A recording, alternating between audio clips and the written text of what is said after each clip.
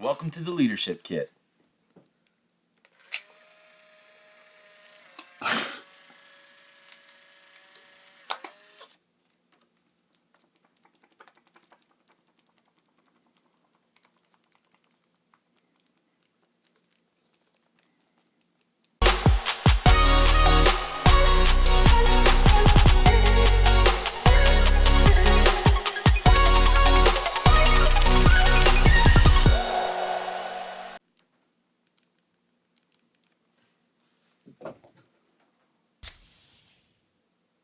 Welcome to part 4 of our series on multiplication. We view multiplication as a 4-step process: recruit, train, place, and develop. This week we're going to be talking about developing your people. When you're developing a picture, you go into a dark room and you have this whole process that you have to go through of putting it in a chemical, putting it in another chemical, hanging it up and letting it dry, keeping the picture from any unwanted light sources. And it's a process you go through to get this final outcome of this masterpiece, this thing that you've been putting together and spending so much time. The problem is, people are not pictures. You can't just develop a person once and just put them out there and now they're ready to go forever and always. If you want people to realize their full value and their full potential, you have to continue developing them. You can't just stop with, oh, well, I trained them, so they should be good to go. When you train the person, you are adding value to them. And the thing that got that person there to your organization is not the thing that's going to keep them there.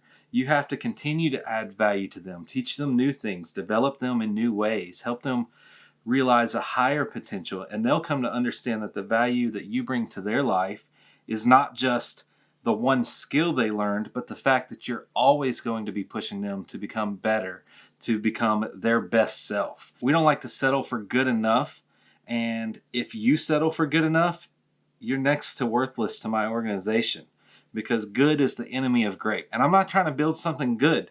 I'm trying to build something great. If it was just good, I wouldn't be part of it. I only got 60, 70, 80 years here on earth. I want to make the most of my time, not make just enough of my time to be able to survive as long as I possibly can. When it comes to people and when it comes to organizations, things are constantly shifting. Marketplace is constantly shifting. Technology is constantly shifting. Especially when it comes to church, culture is constantly shifting. So the thing to realize is whatever it is that got you here, the success that you're experiencing now, whatever it is that got you here is not necessarily the thing to take you there.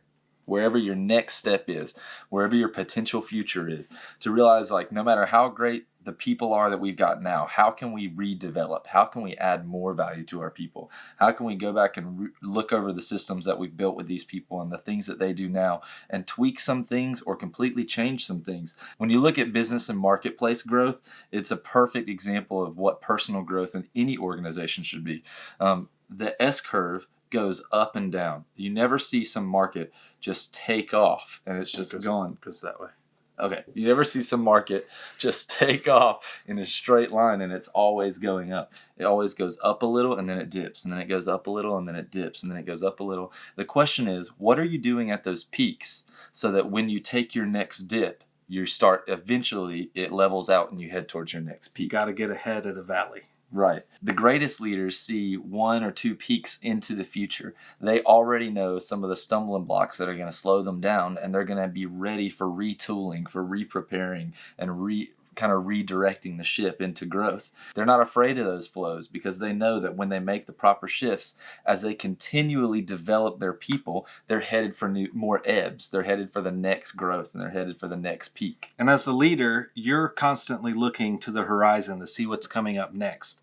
And you need to be able to anticipate the needs of your people. Where do they need to grow so that they can continue to succeed? If they succeed, you succeed.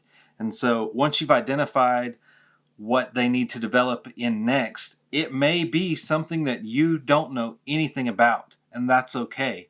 Invest in them. Spend the money on resources, spend the money on training, spend the money on bringing in experts to show them what they need to know so that they can succeed. It's only going to benefit everyone. Like we said in the last video, a rising tide raises all ships. Thank you guys for checking out this series. If you've missed any of the videos in this series, we've got a full playlist that you can watch them in order. And we'll see you guys next week. Thanks for liking, commenting, and subscribing.